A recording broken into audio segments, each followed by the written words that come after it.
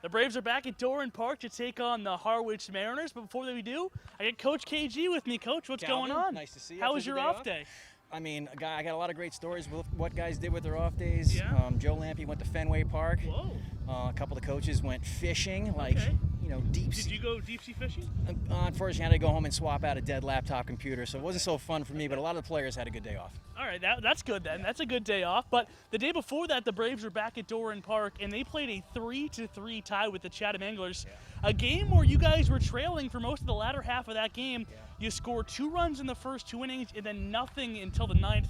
What happened to the offense in the middle of that game? We faced 2 really, really good left-handed pitchers, and we're a little bit vulnerable in the middle of our lineup. We have some good quality left-handed hitters, but that was a tough matchup for us until the bottom of the 9th inning, where we got clutch hitting from Colton Bender.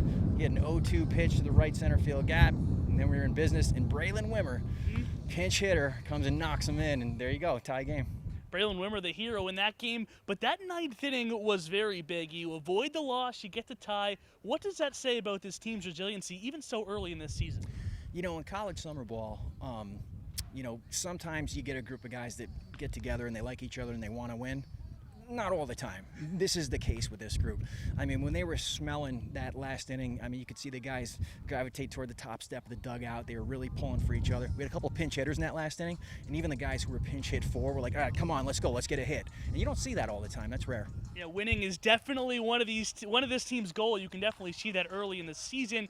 Last time you played this Harwich team, it was last Friday. You guys came out with a 4-1 victory, but another game where the offense started off hot and then went cold. What's the recipe tonight to get a win?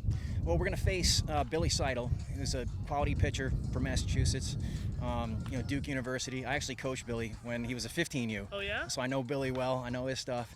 It's going to be a good matchup, but he's a right-handed pitcher. We seem to hit right-handed pitchers pretty well. So I'm rooting for Billy to have a good outing, but I'm rooting for the Braves to win, of course. All right, so maybe some bragging rights on the line tonight. Yeah. Going to the Braves starter, Peter Van Loon, who makes his 2nd start of the season. Yeah. You're not going to find his first one anywhere because that was that game in Katuitt that was canceled in the 4th inning, but he was out of that game when that game got canceled, kind of got roughed up a bit. What'd you see from him in that start, and how can he improve off that today? Well, Calvin, as you know, pitching in the Cape Cod League could be a big deal, and that was his first outing. And like I always say, there's something said to be, for getting your feet wet. And he was able to get his feet wet in a game that didn't count. Coming around the 2nd time, I just think he's going to be a better pitcher. Same guy, more experience. All right, we'll see in just a couple of hours. The Braves and the Harwich Mariners. First pitch is set for 6, but you can join us at 5:40 for the Bravos, our Braves pregame show. Coach, thank you as always. Calvin, good job.